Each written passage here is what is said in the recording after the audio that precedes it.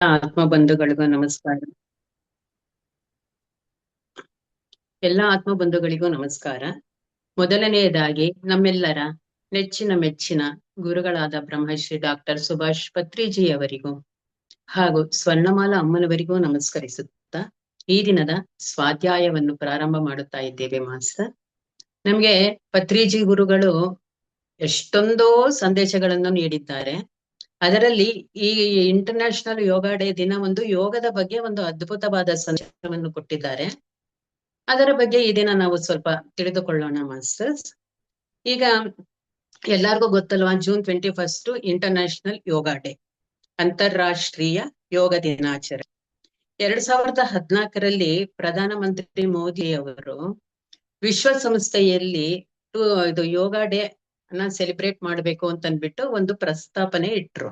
So ವಿಶ್ವಸಂಸ್ಥೆ ಅದನ್ನ okay ಅಂತ ಹೇಳಿ 2015 June 21ರಿಂದ ಯೋಗ ದಿನಾಚರಣೆಯನ್ನು ಜಾರಿಗೆ ತಂದ್ರು. ಹಾಗೆ ಇನ್ನೊಂದು ಅದ್ಭುತವಾದ ಒಂದು ವಿಷಯ ಏನು ಅಂತಂದ್ರೆ, ನಮ್ಗೆ December 21 ಕೂಡವೆ ಇಂಟರ್ನ್ಯಾಷನಲ್ ಮೆಡಿಟೇಷನ್ ಡೇ ಅಂತ ಅಂದ್ಬಿಟ್ಟು ಡಿಕ್ಲೇರ್ ಆಯ್ತು. ನಮಗೂ ಕೂಡ ಅದೊಂದು ಅದ್ಭುತವಾದ ಒಂದು ಧ್ಯಾನದ ದಿನವಾಗಿದೆ. ಆ ರೀತಿ June 21 ಯೋಗ ಡೇ ಅಂತ ಸ್ಟಾರ್ಟ್ ಮಾಡಿದ್ರು. 2026 ಈ ಯೋಗ ಇಂಟರ್ನ್ಯಾಷನಲ್ ಡೇಯ ಥೀಮ್ ಏನು ಅಂತಂದ್ರೆ, ಯೋಗ ಫಾರ್ ಹೆಲ್ತಿ ಏಜಿಂಗ್ ಅಂತ ಅಂದ್ಬಿಟ್ಟು ಈ ವರ್ಷದ ಥೀಮ್ ಆಗಿದೆ. ಈಗ ನಾವು ಸಾಮಾನ್ಯವಾಗಿ ಯೋಗ ಅಂದ್ರೆ ಏನ್ ಅನ್ಕೊಳ್ತೀವಿ? ಯೋಗಾಸನ, ಪ್ರಾಣಾಯಾಮ ಈ ತರ ಅಂತ ಹೇಳ್ಕೊಳ್ತೀವಿ. ಆದ್ರೆ ನಾವು ಬೆಳಿಗ್ಗೆ ಎದ್ದಾಗಿಂತ ರಾತ್ರಿ ಮಲಗೋ ತನಕ ಎಂತಹ ಕೆಲಸಗಳನ್ನು ಮಾಡ್ತಾ ಇರ್ತೀವಿ. ನಮ್ಗೆ ಅದಕ್ಕೆಲ್ಲ ಎಷ್ಟೊಂದೋ ಶಕ್ತಿ ಇರುತ್ತೆ. ಆ ಎಲ್ಲಾ ಕ್ರಿಯೆಯವೇ ಯೋಗ ಅಂತ ಅನ್ಸ್ಕೊಂಡಿದೆ. ಈಗ ನಾವು ನಡೀತಾ ಇರ್ತೀವಿ, ಏನಾದ್ರೂ ಊಟ ಮಾಡ್ತಾ ಇರ್ತೀವಿ, ಅದನ್ನ ಅರಗಿಸ್ಕೊಳ್ಳೋ ಶಕ್ತಿ ಕೊಟ್ಟಿದೆ. ನಡೆದಾಡ್ತಾ ಇರ್ತೀವಿ, ನಮ್ ಕೆಲ್ಸನ ಎಲ್ಲಾನು ಅದ್ಭುತವಾಗಿ ಮಾಡ್ತಾ ಇರ್ತೀವಿ. ಇದೆಲ್ಲ ಮಾಡೋದು ಒಂದು ಯೋಗನೇ ಅಲ್ವಾ? ಎಂತಹ ಒಂದು ಶಕ್ತಿ ನಮಗ್ ಸಿಕ್ಕಿದೆ. ಈ ಶಕ್ತಿನೇ ಯೋಗ.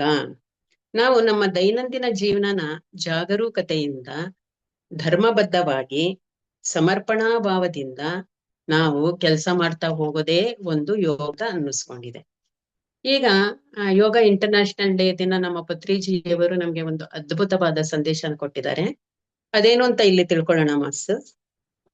ಈಗ ಮುಖ್ಯವಾಗಿ ಪಿರಮಿಡ್ ಮಾಸ್ಟರ್ಗಳಿಗೆ ಯೋಗ ಡೇ ಅನ್ನೋದು ಒಂದು ದೊಡ್ಡ ಹಬ್ಬದ ದಿನ. ಯಾವುದಾದ್ರೂ ವಿಷಯನ ಕಲಿಯೋದು ಕೂಡ ಒಂದು ಯೋಗ. ನಾವೆಲ್ಲ ಇಲ್ಲಿ ಸೇರಿದೀವಲ್ಲ, ನಾವೆಲ್ಲ ಇವಾಗ ಈ Zoom ಸೆಷನ್ ಅಲ್ಲೂ ಸೇರಿದೀವಿ, ಎಲ್ಲಾ ಸೇರಿದೀವಿ, ಅದು ಕೂಡ ಒಂದು ಯೋಗನೇ. ಆ ಯೋಗ ಇದ್ರೆ ಮಾತ್ರ ಈ ತರ ಸೆಷನ್ಸ್ ಅಲ್ಲೆಲ್ಲ ನಾವು ಅದ್ಭುತವಾದ ವಿಷಯಗಳನ್ನು ತಿಳ್ಕೋಬಹುದು. ಈ ರೀತಿ ಎಲ್ಲ ಸೇರ್ಲಬಹುದು. ಅದು ಕೂಡ ಒಂದು ಯೋಗ ಯೂನಿಯನ್. ನಾವು ಒಬ್ರಿಂದ ಒಬ್ರು ಯಾರಿಗೆ ಏನ್ ವಿದ್ಯೆ ಇದೆಯೋ ಅದನ್ನ ನಾವು ಒಬ್ರಿಂದ ಒಬ್ರು ಕಲ್ತ್ಕೊಳ್ಳೋದು ಕೂಡ ಒಂದು ಯೋಗನೇ. ನಮ್ ಜೊತೆ ನಾವಿರೋದು, ನಾವ್ ಏನು ಅಂತ ತಿಳ್ಕೊಳ್ಳೋದು, ಅದು ಕೂಡ ಒಂದು ಯೋಗ. ಆಮೇಲೆ ನಮ್ಮ ಜೀವನದ ಪರಮಾರ್ಥ ಏನು, ನಮ್ದು ಲೈಫ್ ಪರ್ಪಸ್ ಏನು ಅಂತ ತಿಳ್ಕೊಳ್ಳೋದನ್ನು ಕೂಡ ಒಂದು ಯೋಗ. ಈಗ ಭಗವದ್ಗೀತೆಯಲ್ಲಿ ಹೇಳುತ್ತೆ ಜೀವನ ಇತಿ ಯೋಗ ಅಂತನ್ಬಿಟ್ಟು. ಮೊದಲು ನಾವು ತಿಳ್ಕೊಳ್ಬೇಕು ಜೀವನದ ಉದ್ದೇಶ ಏನು, ಹೇಗೆ ನಾವು ಜೀವನವನ್ನು ಅದ್ಭುತವಾಗಿ ನಡೆಸ್ಕೊಂಡು ಹೋಗ್ಬೇಕು ಅನ್ನೋದು, ಅದೇ ಜೀವನದ ಉದ್ದೇಶ ಅಂತ ಅನ್ನಿಸ್ಕೊಳುತ್ತೆ. ಈಗ 2 ಪದಗಳಿರತ್ತೆ. ಆ 2 ಪದಗಳು ಬೇರೆ ಬೇರೆ ಇದ್ರೆ ಅದು ವಿಯೋಗ. ಆ 2 ಪದಗಳು ಒಂದೇ ಸೇರಿದ್ರೆ ಅದನ್ನ ಸುಯೋಗ ಅಂತ ಹೇಳ್ತಾರೆ. ವಿಯೋಗ ಅನ್ನೋದು ನಮ್ಗೆ ದುಃಖಕ್ಕೆ ಕಾರಣ ಆಗತ್ತೆ ಬೇರೆ ಬೇರೆ ಇದ್ರೆ. ಅದೇ ನಾವು ಒಂದಾಗಿ ಸುಯೋಗ ತರಕ್ಕಿದ್ರೆ ಅಲ್ಲಿ ಆನಂದ ಅನ್ನೋದು ನಮ್ಗೆ ಇರುತ್ತೆ ಮಾಸ್ಟರ್ಸ್. ನಮ್ಗೆ ಸುಖ ಆನಂದ ಎಲ್ಲ ಸಿಗತ್ತೆ. ಈಗ ನಾವು ಸಂಗೀತದ ಜೊತೆಗಿದ್ರೆ ಅದು ನಾದಯೋಗ. ಜ್ಞಾನದ ಜೊತೆಯಲ್ಲಿ ಇದ್ದರೆ ಅದು ಜ್ಞಾನ ಯೋಗ.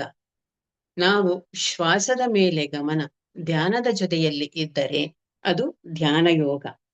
ಹಾಗೇನೆ ನಾವು ದಿನನಿತ್ಯದ ಕೆಲಸಗಳನ್ನು ಅದ್ಭುತವಾಗಿ ಮಾಡ್ತಾ ಹೋದಾಗ ಅದು ಕರ್ಮಯೋಗ. ಈ ತರ ಎಷ್ಟೊಂದೋ ಯೋಗಗಳಿರುತ್ತೆ ಅಲ್ವಾ? ಯೋಗ ಅಂದ್ರೆ ಇನ್ನೊಬ್ಬರಿಂದ ಏನಿದೆಯೋ ಅದನ್ನ ನಾವು ಕಲ್ತ್ಕೋಬೇಕು. ಎಲ್ಲಾ ಯೋಗದ ಜೊತೆಗೆ ಇನ್ನೊಂದು ಯೋಗ ಇದೆ. ಅದ್ಯಾವುದು ಅಂದ್ರೆ ರಾಜಯೋಗ. ರಾಜಯೋಗ ಅನ್ನುವುದು ಕಿಂಗ್ ಆಫ್ ಯೋಗ. ಎಲ್ಲದಕ್ಕೂ ಇದೇ ರಾಜ ಹೆಸರೇ ಸೂಚಿಸಿರುವಂತೆ ರಾಜಯೋಗ. ರಾಜಯೋಗ ಅಂತಂದ್ರೆ ಏನು ಅಂತ ಅಂದ್ರೆ, ನಾವು ನಮ್ಮ ಆತ್ಮದ ಜೊತೆ ಇರುವುದೇ ರಾಜಯೋಗ.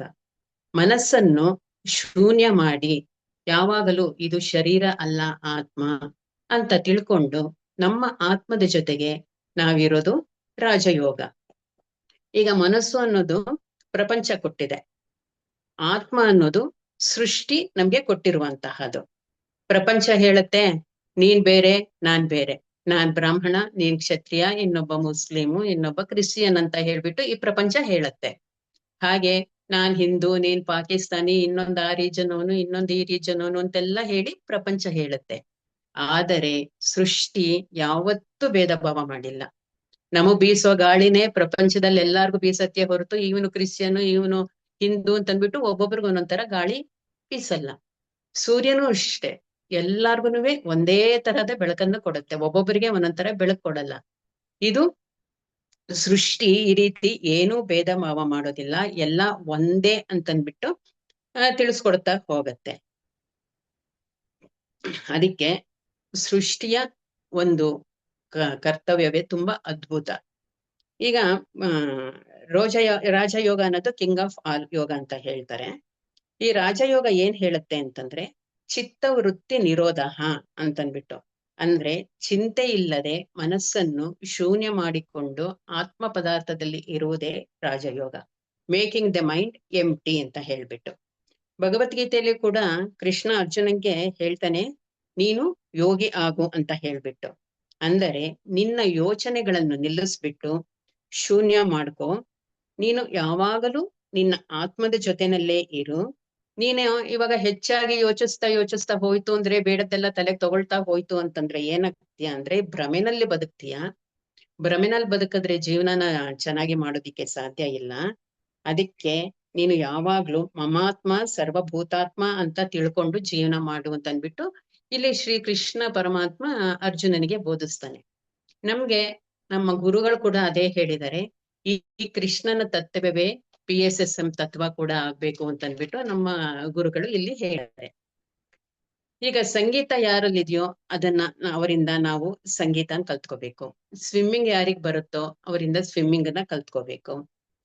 ಕ್ರಿಕೆಟ್ ಯಾರಿಗ್ ಬರುತ್ತೋ ಅವರಿಂದ ಕ್ರಿಕೆಟ್ ಅನ್ನು ಕಲ್ತ್ಕೋಬೇಕು. ಯಾರ್ಯಾರಲ್ಲಿ ಯಾವ ಯಾವ ವಿದ್ಯೆಗಳಿದೆಯೋ ಅದನ್ನೆಲ್ಲ ನಾವು ಕಲ್ತ್ಕೊಂಡ್ಬಿಟ್ರೆ ವಿದ್ಯೆಯ ಯೋಗ ನಮ್ಗೆ ಸಿಕ್ಕತ್ತೆ.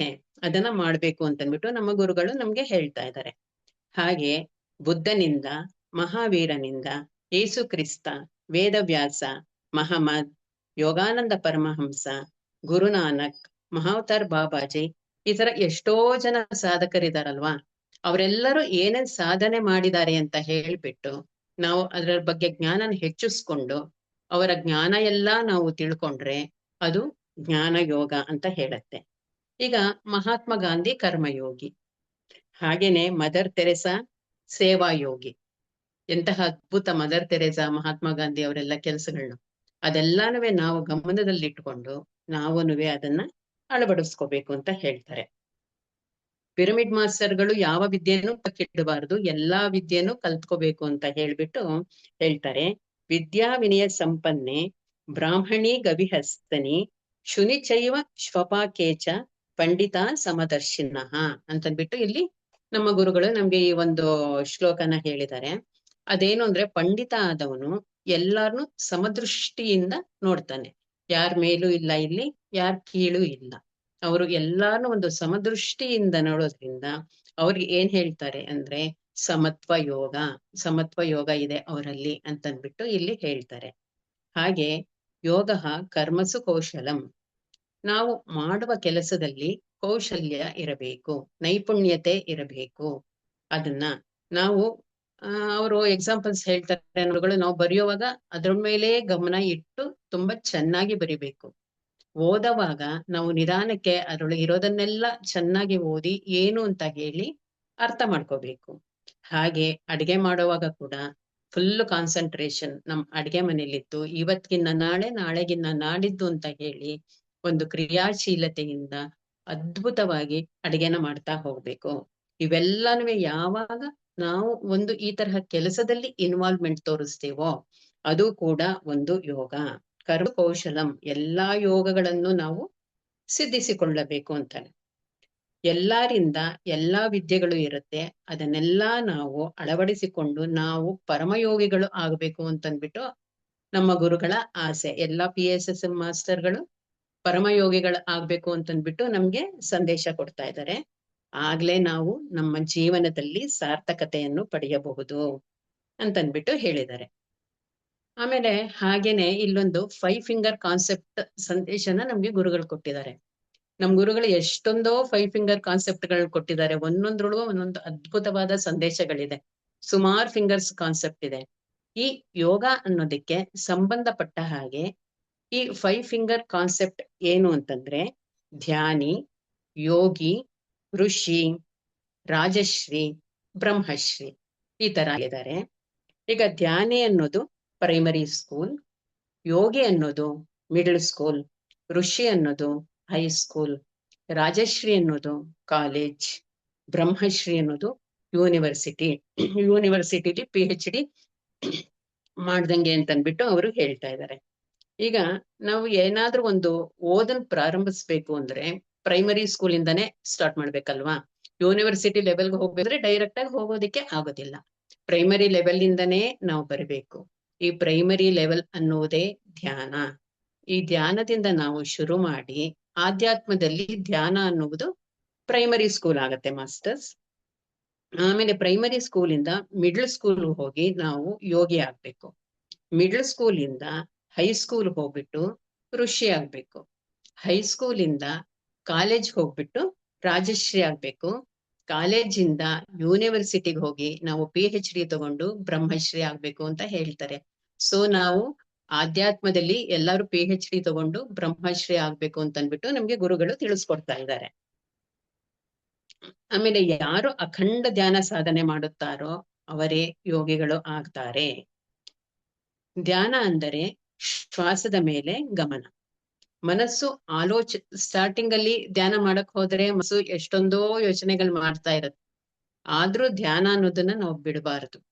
ಧ್ಯಾನದ ಮೇಲೆ ಯಾವಾಗಲೂ ಗಮನ, ಶ್ವಾಸದ ಮೇಲೆ ನಾವು ಯಾವಾಗಲೂ ಗಮನವನ್ನು ಇಟ್ಟು ನಾವು ಧ್ಯಾನ ಮಾಡುತ್ತಾ ಹೋಗ್ತಾ ಇದ್ರೆ ಅವನೇ ಧ್ಯಾನಿ. ಇಲ್ಲಿ ಧ್ಯಾನಿ ಅನ್ನೋದಕ್ಕೆ ಆ ರೀತಿ ಮೀನಿಂಗ್ ಹೇಳಿದ್ದಾರೆ. ನೆಕ್ಸ್ಟ್ ಏನಪ್ಪಾ ಅಂತಂದ್ರೆ ಯೋಗಿ. ಯೋಗಿ ಅಂದ್ರೆ ಏನು ಅಂದ್ರೆ ನಾವಿವಾಗ 41 ಡೇಸ್ ಕಂಪ್ಲೀಟ್ ಆಗಿ ಒಂದು ದಿನನೂ ಬಿಡದೆ ಸ್ಟಾರ್ಟಿಂಗ್ ಅಲ್ಲಿ ಇರೋರಿಗೆ ನೀವು ಮಾಡಿ ಅಂತ ಹೇಳ್ತೀವಲ್ಲ. ಯಾಕೆ ಅಂತಂದ್ರೆ ಧ್ಯಾನ ಕುದುರುತ್ತೆ ಆಮೇಲಿಂದ ಮಾಡಕ್ ಹೋದಾಗ ಅಂತ. ಆ ರೀತಿ ಅವರು ಧ್ಯಾನ ಸಾಧನೆ ಮಾಡ್ತಾ ಇದ್ರಾಗೆ 42ನೇ ದಿನದಿಂದ ಅವರು ಧ್ಯಾನ ಬಿಡೋದಿಲ್ಲ. ಅವ್ರು ನಮಗ್ ಧ್ಯಾನ ಬೇಕೇ ಬೇಕು ಅನ್ಸುತ್ತೆ. ಇವ್ರು ಬಿಡಕ್ ಹೋಯ್ತು ಅಂದ್ರು ಆ ಧ್ಯಾನ ಬಿಡಲ್ಲ. ಬಾ ಕೂತ್ಕೋಬಾ ನಾನ್ ಧ್ಯಾನ ಮಾಡ್ಬೇಕು ಅಂತ ಅದ್ ಕರಿಯತ್ತೆ ಧ್ಯಾನ. ಅಷ್ಟು ಅದ್ಭುತವಾಗಿದೆ ಧ್ಯಾನದ ಒಂದು ಇದು. ಅದಕ್ಕೆ 41 ದಿವಸ ಮಾಡಿ ಅಂತ ಹೇಳ್ತಾರೆ. ಆ ರೀತಿ 41 ದಿವಸ ಮಾಡಿರೋರು ಅವರ ಸ್ಟಾರ್ಟಿಂಗ್ ಅಲ್ಲಿ ಅವ್ರನ್ನ ಧ್ಯಾನಿ ಅಂತಾರೆ. ಅದಾದ್ಮೇಲೆ ಏನಾಗುತ್ತೆ ಅಂದ್ರೆ ನಮ್ಗೆ ನ್ಯಾಚುರಲ್ ಆಗಿ ಥಾಟ್ಸ್ ಬರೋದು ಕಡಿಮೆ ಆಗುತ್ತೆ. ಥಾಟ್ಸ್ ಬರೋದು ಕಡಿಮೆ ಆಗ್ಬಿಟ್ಟು ನಾವು ಒಂದು ಶೂನ್ಯ ಸ್ಥಿತಿಗೆ ಹೋಗೋದಿಕ್ಕೆ ಪ್ರಾರಂಭ ಆಗತ್ತೆ. ಆ ರೀತಿ ಧ್ಯಾನದ ಹಂತದಿಂದ ಶೂನ್ಯ ಸ್ಥಿತಿಗೆ ಹೋಗಿ ಧ್ಯಾನ ಮಾಡೋವನ್ನ ಯೋಗಿ ಅಂತ ಹೇಳ್ತಾರೆ. ಹಾಗೆ ಧ್ಯಾನ ಮಾಡ್ತಾ ಮಾಡ್ತಾ ನಾವು ಧ್ಯಾನಿ ಆಗಿರ್ತೀವಿ, ಯೋಗಿ ಆಗಿದ್ದೀವಿ. ಆಮೇಲೆ ಹೀಗೆ ಮಾಡ್ತಾ ಮಾಡ್ತಾ ನಮ್ಗೆ ಅನೇಕ ಅನುಭವಗಳಾಗತ್ತೆ. ಅಂದ್ರೆ ನಮ್ದು ಥರ್ಡ್ ಐ ಓಪನ್ ಆಗತ್ತೆ. ಈ ರೀತಿ ಥರ್ಡ್ ಐ ಓಪನ್ ಆದಾಗ ನಮ್ಗೆ ಅನೇಕ ಅದ್ಭುತ ಅನುಭವಗಳು ಆಗ್ತಾ ಹೋಗುತ್ತೆ. ನಾವೇನೋ ಬೆಟ್ಟ, ಗುಡ್ಡ, ಹಿಮಾಲಯ, ನದಿ, ಸಾಗರ, ಸೂರ್ಯ, ಚಂದ್ರ, ನಕ್ಷತ್ರಗಳು ಈ ತರ ಯೂನಿವರ್ಸ್ ಜೊತೆಗೆ ನಾವು ಕನೆಕ್ಟ್ ಆಗ್ತಾ ಹೋಗ್ತೀವಿ. ಏನೇನೋ ಒಂದು ಇದನ್ನೆಲ್ಲ ನಾವು ಅನುಭವಿಸ್ತಾ ಹೋಗ್ತೀವಿ, ನೋಡ್ತಾ ಹೋಗ್ತೀವಿ ಧ್ಯಾನದಲ್ಲಿ. ಅದೆಲ್ಲ ಅದ್ಭುತವಾದ ಅನುಭವಗಳಾಗ್ತಾ ಇರುತ್ತೆ. ಈ ರೀತಿ ಧ್ಯಾನಿಯಿಂದ ಯೋಗಿಯಾಗಿ ಈ ಯೋಗಿಯಿಂದ ಥರ್ಡ್ ಐ ಓಪನ್ ಮಾಡ್ಕೊಳ್ತೀವಲ್ಲ, ಅದೇನೆ ಋಷಿ ಅನ್ನುವಂತಹ ಒಂದು ಸ್ಟೇಜ್. ಆಮೇಲೆ ನೆಕ್ಸ್ಟ್ ಋಷಿ ಆದ ಮೇಲೆ ರಾಜಶ್ರೀ. ರಾಜಶ್ರೀ ಅಂದ್ರೆ ಏನು ಅಂತಂದ್ರೆ ಹಾಗೆ ಧ್ಯಾನ ಮಾಡ್ತಾ ಮಾಡ್ತಾ ನಾವು ನಮ್ಮ ಗತ ಜನ್ಮಗಳನ್ನ ನೋಡ್ಕೊಳ್ಳೋದಕ್ ಶುರು ಮಾಡ್ತೀವಿ. ನಮ್ದು ಎಷ್ಟು ಜನ್ಮ ಆಯ್ತು, ಏನ್ ಜನ್ಮ ಆಯ್ತು ಅಂತಂದ್ಬಿಟ್ಟು ನಾವು ಆ ಸ್ಟೇಜಿಗೆ ರೀಚ್ ಆಗ್ತೀವಿ. ಆ ಸ್ಟೇಜಿಗೆ ರೀಚ್ ಆಗೋದೇ ರಾಜಶ್ರೀ ಅಂತ ಹೇಳಿ. ಆಮೇಲೆ ಬ್ರಹ್ಮಶ್ರೀ ಅಂತಂದ್ರೆ ನಾವು ಹಿಂದಿನ ಅನೇಕ ಜನ್ಮಗಳನ್ನು ನೋಡಿ ನಾವು ಆ ಜನ್ಮದಲ್ಲಿ ಯಾವ ರೀತಿ ಜೀವನ ಮಾಡಿದೀವಿ, ಅದರಿಂದ ನಾವು ಏನ್ ಪಾಠ ಕಲ್ತ್ಕೊಂಡ್ವಿ, ಆ ಪಾಠ ಕಲ್ತ್ಕೊಂಡು ನಾವು ಈ ಜೀವನದಲ್ಲಿ ಅದನ್ನ ಹೇಗೆ ಅಳವಡಿಸ್ಕೊಂಡು ನಾವು ಒಂದು ಇಂಪ್ರೂವ್ ಆಗಿದೀವಿ ಅಂತಂದ್ಬಿಟ್ಟು ಎಲ್ಲ ತಿಳ್ಕೊಂಡು ಈ ಕೊಟ್ಟಿರುವ ಜೀವನಾವಧಿಯಲ್ಲಿ ಅದ್ಭುತವಾಗಿ ನಾವು ಜೀವನವನ್ನು ನಡೆಸೋರೇ ಬ್ರಹ್ಮಶ್ರೀ ಅಂತ ಹೇಳ್ತಾರೆ ಇಲ್ಲಿ ನಮ್ಮ ಗುರುಗಳು. ಧ್ಯಾನಿ ಅಂದರೆ ಸರಿಯಾಗಿ ಕಣ್ಣನ್ನು ಮುಚ್ಚಿಕೊಂಡು ಧ್ಯಾನ ಮಾಡುವುದು. ಯೋಗಿ ಎಂದರೆ ಅವನು ಮಾಸ್ಟರ್ ಆಫ್ ಮೆಡಿಟೇಷನ್. ಋಷಿ ಅಂದರೆ ಓನರ್ ಆಫ್ ಥರ್ಡ್ ಐ. ಹಾಗೆಯೇ ರಾಜಶ್ರೀ ಅಂದರೆ ಗತ ಜನ್ಮಗಳನ್ನು ನೋಡಿಕೊಳ್ಳುವಂತವರು. ಬ್ರಹ್ಮಶ್ರೀ ಎಂದರೆ ಅನೇಕ ಗತ ಜನ್ಮಗಳನ್ನು ನೋಡಿಕೊಂಡು ಅದರಿಂದ ನಾವು ಅದ್ಭುತವಾದ ಪಾಠವನ್ನು ಕಲಿತು ಈ ಜನ್ಮದಲ್ಲಿ ಮಾಡುವವರಿಗೆ ಬ್ರಹ್ಮಶ್ರೀ ಅಂತ ಹೇಳ್ತಾರೆ. ಇಲ್ಲಿ ಕೃಷ್ಣ ಕೂಡ ಮಹರ್ಷಿಯಾಗಿ ಅನೇಕ ಗತ ಜನ್ಮಗಳನ್ನು ನೋಡ್ಕೊಂಡಿದ್ದಾನೆ. ಹಾಗೆ ಅವನು ಅರ್ಜುನನ್ ಕೂಡ ಹೇಳ್ತಾನೆ, ನನಗ್ ಗೊತ್ತು, ನಾನು ನೀನು ಎಲ್ಲ ಈ ಹಿಂದೆಯಿಂದ ಜೊತೆಲಿದ್ದೀವಿ, ನನಗ್ ಹಿಂದೆಯಿಂದ ಒಟ್ಟಿಗೆ ಇದೀವಿ, ಎಷ್ಟೋ ಜನ್ಮಗಳು ನನಗ್ ಗೊತ್ತು, ಆದ್ರೆ ಅದು ನಿನಗ್ ಗೊತ್ತಿಲ್ಲ ಅಂತ ಅನ್ಬಿಟ್ಟು ಹೇಳ್ತಾನೆ. ಅದಕ್ಕೆ ಇಲ್ಲಿ ಒಂದು ಸಂಸ್ಕೃತ ಶ್ಲೋಕ ಕೂಡ ಇದೆ, ಭಗವದ್ಗೀತೆದು. ಬಹೂನಿ ಮೇ ವ್ಯತೀತಾನಿ ಜನ್ಮಾನಿ ತವ ಅರ್ಜುನ, ತಾನಹಂ ವೇದ ಸರ್ವಾಣಿ ನ ತ್ವಂ ವೇದ ಪರಂತಪ ಅಂತ ಅಂದ್ಬಿಟ್ಟು ಇಲ್ಲಿ ಶ್ರೀಕೃಷ್ಣ ಪರಮಾತ್ಮ ಅರ್ಜುನನಿಗೆ ಹೇಳ್ತಾರೆ. ಸೊ ನಮ್ ಗುರುಗಳು ಏನ್ ಇಷ್ಟಪಡ್ತಾರೆ ಅಂತಂದ್ರೆ, ನಾವ್ ಎಲ್ಲಾ ಪಿರಮಿಡ್ ಮಾಸ್ಟರ್ಗಳು ಕೂಡ ಯೂನಿವರ್ಸಿಟಿನಲ್ಲಿ ಬ್ರಹ್ಮಶ್ರೀ ಅನ್ನುವಂತಹ ಒಂದು PhD ತಗೊಳ್ಬೇಕು ಅಂತಂದ್ಬಿಟ್ಟು ನಮ್ಮ ಗುರುಗಳು ನಮ್ಮೆಲ್ಲ PSSM ಮಾಸ್ಟರ್ಗೂ ಒಂದು ಸಂದೇಶ ಕೊಡ್ತಾ ಇದ್ದಾರೆ. ಹಾಗೆ ಅವರು ಹೇಳ್ತಾರೆ, ಎಲ್ಲಾನು ನಿಮ್ಗಳ ಕೈಲಿ ಮಾಡಕ್ಕೆ ಸಾಧ್ಯ ಇದೆ masters. Everything is possible is path. ಪ್ರತಿಯೊಂದು ಮಾಡಬಹುದು, ನೀವೆಲ್ಲರೂ ಮಾಡಿ. Where there is a will there is a way ಇದ್ದೇ ಇದೆ ಅಂತನ್ಬಿಟ್ಟು ಎಲ್ಲಾರು ಬ್ರಹ್ಮಶ್ರೀ ಲೆವೆಲ್ಗೆ ಹೋಗಿ ನಮ್ PSSM ಉದ್ದೇಶ ಇದೇ ಇರೋದು ಅಂತ ಹೇಳ್ಬಿಟ್ಟು, ಈ ಯೋಗ ಅಂತಂದ್ರೆ ಏನು ಅಂತ ಹೇಳ್ಬಿಟ್ಟು ಈ ಒಂದು ಅದ್ಭುತವಾದ ಸಂದೇಶವನ್ನು ಗುರುಗಳು ನಮ್ಗೆ ತಿಳಿಸಿದ್ದಾರೆ. ಈ ಒಂದು ವಿಷಯವನ್ನು ಹೇಳಲು ಅನುಕೂಲ ಮಾಡಿಕೊಟ್ಟ ನಮ್ಮ PSSM ಸಂಸ್ಥೆಗೆ ನನ್ನ ಹೃತ್ಪೂರ್ವಕವಾದ ವಂದನೆಗಳು masters. Thank you so much.